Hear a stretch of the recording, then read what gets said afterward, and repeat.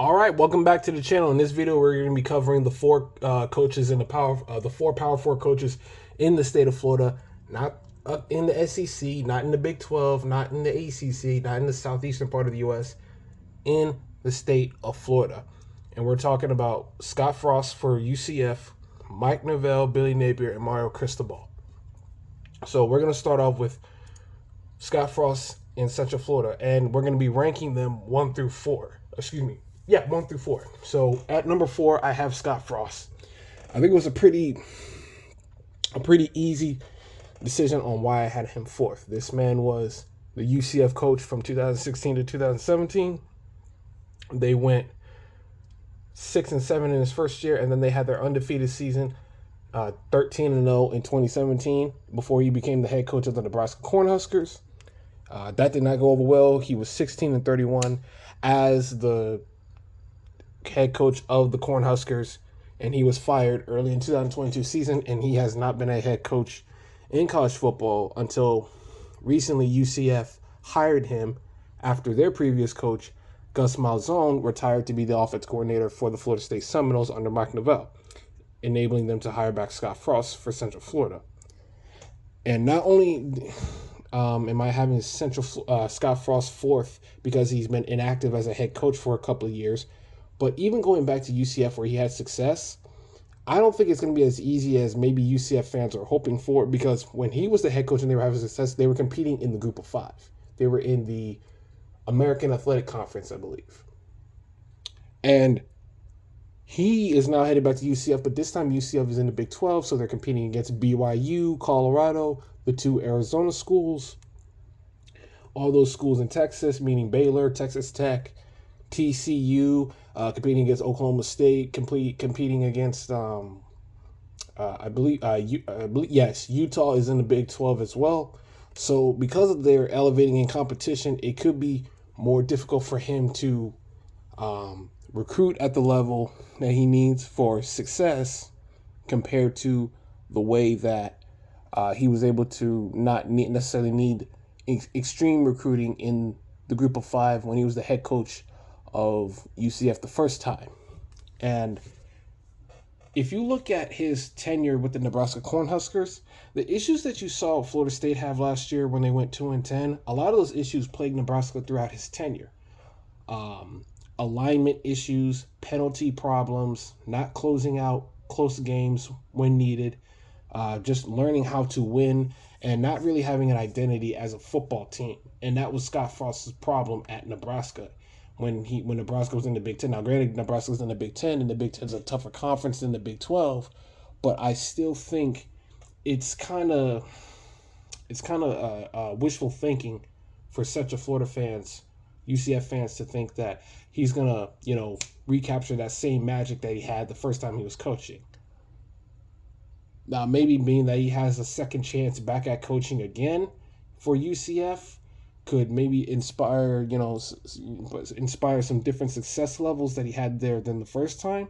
But I think it's very hard to expect that, especially in year 1. And even if he does do well at UCF, how do they know that he's going to stay there for a long time? Because he was at UCF for 2 years, and then he immediately went to go get the Nebraska job. If another higher paying job comes around for Scott Frost, if you're a UCF fan, you shouldn't put it past him to leave again. Another coach we're going to talk about here, number 3, Mike Norvell at Florida State. And I know if some FSU fans are going to see this, they're probably going to get pissed off that I have Mike Norvell 3rd. And quite frankly, I think he deserves to be at number 3rd. And so he's heading into his 6th year at FSU. His previous 5 seasons, he was hired after Willie Taggart was fired from FSU in late 2019. And he has been the head coach of FSU since COVID. 2020, and overall his win-loss record is 33-27, so slightly above average. The issues that have plagued Mike Norvell in the first couple of years have followed him throughout his entire tenure, and it's still an issue for him heading into year 6. Now, FSU fans are going to be like, he should be, number 1 because he won an ACC championship, which is more than what Mario Cristobal and Billy Napier have done for their programs, which is true. But the problem is 5 years at FSU, and he's had 3 losing records. two of which he won 3 games or less. And then the 2-10 season came after that ACC championship game, which shows that you built a good team for 2023. You didn't build a good program, because good programs don't fall off at that level. If you go from 13-1 to 8-5, 9-4, that's one thing. But to go from 13-1 to 2-10 shows that there was many issues that those players that were on that ACC title team for FSU hid because of their talent and because they were winning games. Because as it says in sports, winning is the greatest deodorant. All the things that may stink about your team, if you're winning a lot of games, you're willing to ignore them. But when you lose games, they're a very glaring issue. And Mike Norvell still has issues with recruiting. I think he still hasn't figured out what his identity for FSU truly is. And if you Google, I did a little math. I looked up Jordan Travis's starting win-loss record at Florida State. He was 29-10. Mike Norvell's overall record at FSU is 33-27. So that means Mike Norvell is 4-17 when Jordan Travis is not the starting quarterback for the Florida State Seminoles. 4-17.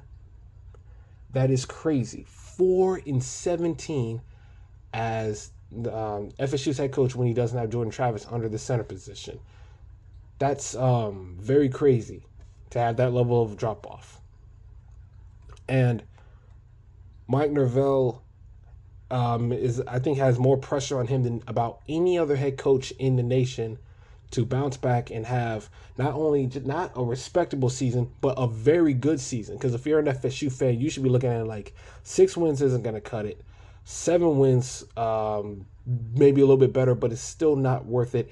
8-4, you can respect it, but you really could use I think a real 9-3 season would restore the good faith that he once had at FSU. But I don't think that's going to happen. I don't think Gus Malzahn as an offense coordinator is going to give the dynamic passing attack that would. They're going to run the ball a lot, but they're not going to pass the football. It's not going to be a high-profile passing attack. Defensively, they could be better because they're not. I don't think they could be much worse. But overall, I think you can probably expect another mediocre season from Mike Norvell. And mediocre for him would probably be just making a bowl game, which is not the standard for FSU, but I think that's where the fan base needs to be expectation-wise. Number 2, Billy Napier. And I understand it sounds biased, me putting Billy Napier ahead of Mike Norvell, but because of all the issues with Mike Norvell, I just can't put any respect on his prowess as a coach when you go 2-10 like that. Say what you want about Billy Napier, Florida was never even close to being that bad during his time there. They've never been close to winning in the conference while Billy Napier's been there, granted. But to go from 13-1 to 2-10, that shows that you were just riding the coattails of NFL players like Jared Verse and Jordan Travis and Brandon Fisk and Keon Coleman and all those players that were on the team that year. So back to Billy Napier at number 2. I believe that Billy Napier's lows have been nowhere near as bad as Mike Norvell's lows. Though I will say Mike Norvell's high has been better than Billy Napier's high. But at least with Billy Napier, you could say he went from 5-7 to 8-5, so he's at least on an upward trajectory, as opposed to Mike Norvell, who went from on top of the summit of the mountain down to earth, basically. 3 seasons as University of Florida's coach, Billy Napier, 19-19 record, so average. Sadly, I think you can argue about 6 or 7 of Billy Napier's losses were either inexcusable or he had a chance to get a big upset but squandered it. 1-1 bowl record, just won his bowl game against Tulane. 2 losing records to start off his year, 6-7 and 5-7. Billy Napier, I think, and another reason why I put Billy Napier ahead of Mike Norvell, not just because his lows have not been as low as Mike Norvell's lows, but because he at least has done one thing Mike Norvell has failed to do. He's recruited exponentially better than Mike Norvell. Mike Norvell, with 2 back-to-back double-digit win seasons, couldn't out-recruit Billy Napier, which is sad. There's no reason why coming off a 13-1 victory, you can't even get into the top 15, while Billy Napier, coming off a 5-7 record, still stayed in the top 12. That's pretty bad from Mike Norvell's case. And I think with the way Florida is heading into the 2025 season from a talent standpoint, from an expectation standpoint, how they seem to have dynamic players at almost every position you can think of. Love Florida's running backs, love Florida's wide receivers, like the linebacking crew. We have our three key contributors on the defensive line coming back. Secondary has a great mixture of veteran experience and youth. I've said it before. What scares me about this season for Florida is DJ Lively's health and Billy Napier's game day mistakes. And until he proves me otherwise, I'm going to keep saying it until he shows that he's moved past it. Because his play calling and decision making as a coach, in my opinion, has cost Florida some big games. I think it cost Florida the two losses to Florida State, because I think Florida had a chance to win both of them. I think it caught Florida. That definitely cost Florida the game against Tennessee. I think he had no business losing to Vanderbilt or Arkansas, especially the Vanderbilt game. I don't care if it's year one or not. It's Vanderbilt. There's no excuse for losing to Vanderbilt.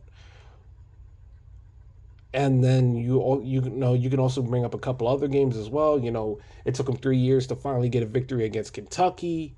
You know, he getting blown out by Miami and Texas A&M at the start of the season, which everybody, myself included, was wondering when is this guy going to get fired now?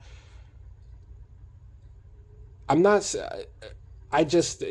I know it sounds crazy that I'm putting Billy Napier ahead of a guy who won the conference, but I just can't put any respect on Mike Norvell's name after going 2-10.